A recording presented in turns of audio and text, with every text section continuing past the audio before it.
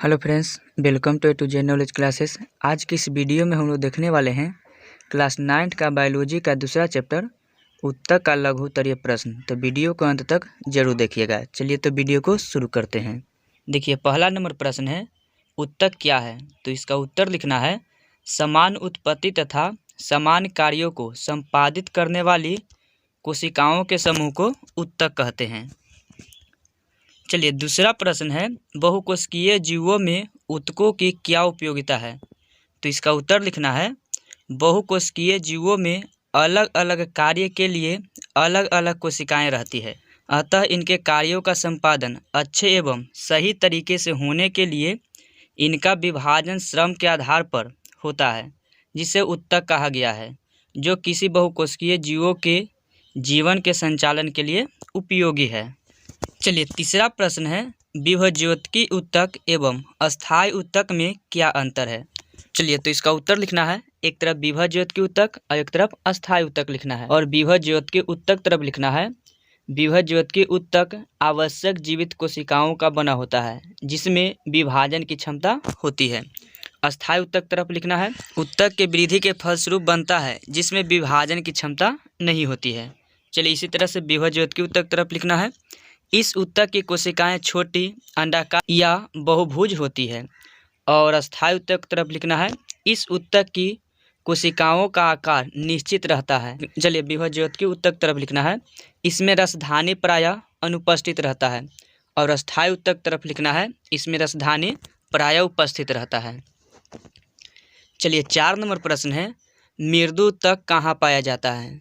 तो इसका उत्तर लिखना है, मृदु उत्तक नए तने एवं मूल पत्तियों के एपिडर्मस और कॉर्टेक्स में पाया जाता है।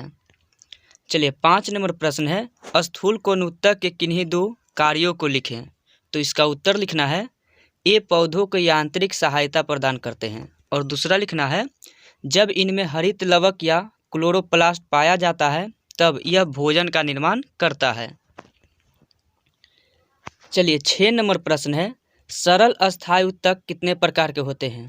तो इसका उत्तर लिखना है, सरल अस्थायी उत्तक 3 प्रकार के होते हैं। पहला मृदु उत्तक, दूसरा स्थूल कोण उत्तक, तीसरा दृढ़ उत्तक। चलिए, 7 नंबर प्रश्न है, दृढ़ उत्तक की कोशिकाएं क्यों मृत कहलाती है?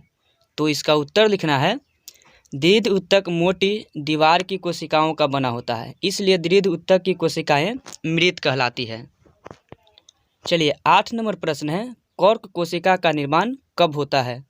तो इसका उत्तर लिखना है, समय के साथ साथ जड़ तथा तना जैसे जैसे पुराने होते जाते हैं, इनके बाहरी उत्तक विभाजित होकर कॉर्क कोशिका का निर्माण करती है। चलिए, 9 नंबर प्रश्न है, पौधों में दृढ़ उत्तक का क्या महत्व है? तो इसका उत्तर लिखना है, यह पौधों को यांत्रिक शक्ति प्रदान करता है एवं आंतरिक भागों की रक्षा करता है। दूसरा लिखना है, पौधों की बाहरी परतों में यह रक्षात्मक उत्तक के रूप में कार्य करता है।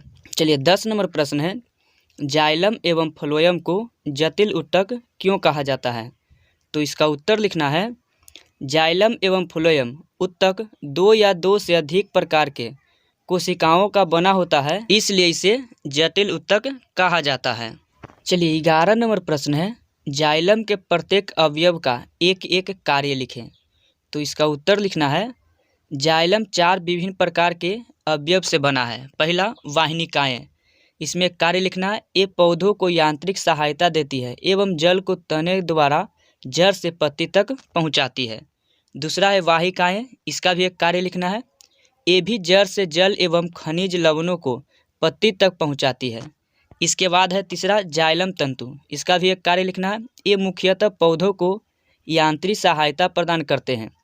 और चौथा है जाइलम मृदु उत्तक, इसका भी एक कार्य लिखना है, ये भोजन संग्रह करता है एवं किनारे की ओर पानी के पार्श्विक संवहन में मदद करता है।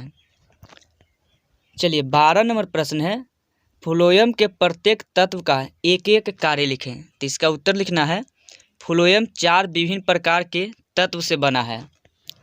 पहला है चालनी नलिकाएं, इसका भी एक कार्य लिखना है, इस नलिका द्वारा तैयार भोजन पत्तियों से संचय अंग और संचय अंग से पौधों की वृद्धि क्षेत्रों में जाता है, जहां इसकी जरूरत होती है। दूसरा है सह कोशिकाएं, इसका भी एक कार्य लिखना है। यह चालनी नलिकाओं में भोज्य पदार्थ के संवहन में मदद करता है। तीसरा है फ्लोएम तंतु, इसका एक कार्य लिखना है। ये फ्लोएम ऊतक को यांत्रिक सहायता प्रदान करते हैं। और चौथा है फ्लोएम मृदुतक, इसका एक कार्य लिखना है।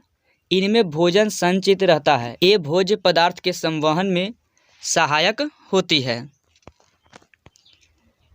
चलिए 13 नंबर प्रश्न है, एपिथेलियम ऊतक के किन्हीं 3 कार्यों का उल्लेख करें। तो इसका उत्तर लिखना है, एपिथेलियम ऊतक के कार्य निम्नलिखित हैं। चलिए पहला लिखना है, ये ऊतक मुख गुहा जहां श्वास नली तथा आहार नाल के अस्तर बनाते हैं। दूसरा, ये अंगों को यांत्रिक सहायता प्रदान करते हैं। और तीसरा लिखना है, ये अंडवाहिनी में सिलियरी गति के कारण अंडाणु को एक ही दिशा में जाने में मदद करते हैं। चलिए 14 नंबर प्रश्न है, संयोजी ऊतक क्या है? इसका कोई 2 उदाहरण दे। तो इसका उत्तर लिखना है, ऐसे ऊतक जो शरीर के अंगों अथवा संरचनाओं को जोड़ने का कार्य करते हैं संयोजी ऊतक कहे जाते हैं।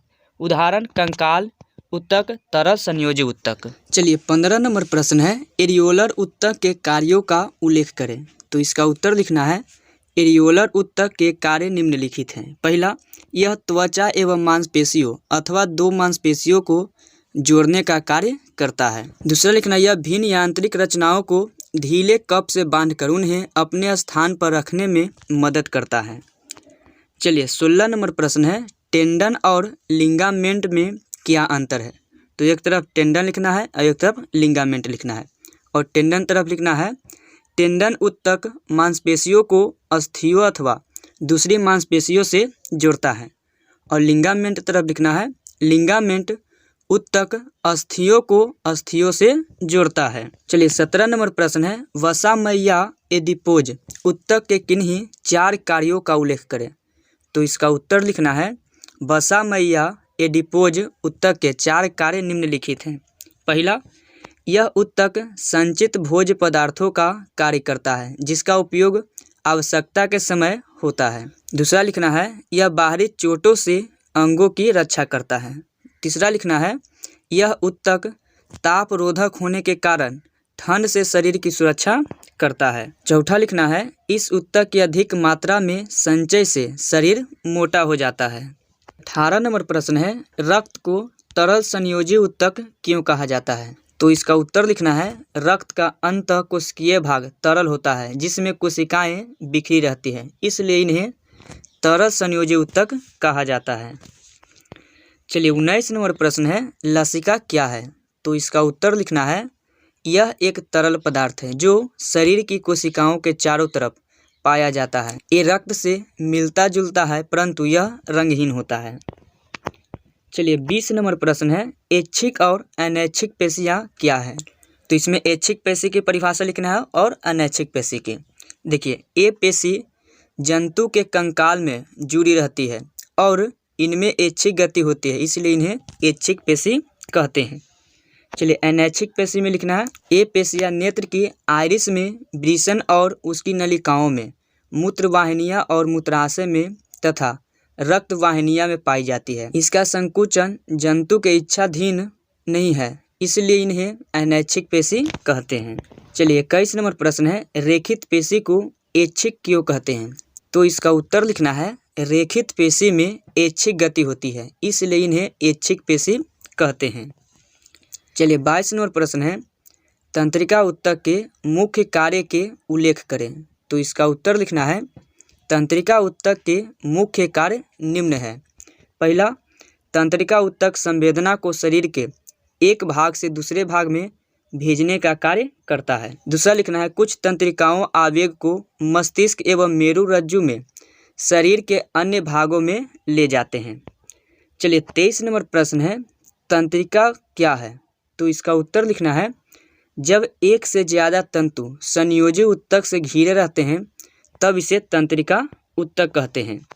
चलिए 24 नंबर प्रश्न है, एक्सॉन और डेंड्राइट्स के क्या कार्य हैं? तो इसका उत्तर लिखना है, एक्सॉन आवेग को साइटोन से आगे की ओर ले जाता है, जबकि एक न्यूरॉन के एक्सॉन के अंतिम छोर की शाखाएं दूसरे न्यूरॉन के डेंड्राइट से जुड़कर सिनेप्स बनाते हैं। तो आपको यह वीडियो अच्छा लगा हो तो लाइक कीजिए और क्लास 9 का फिजिक्स, केमिस्ट्री और बायोलॉजी का अति लघु, लघु और दीर्घ का वीडियो देखने के लिए हमारे चैनल को सब्सक्राइब कर लीजिए।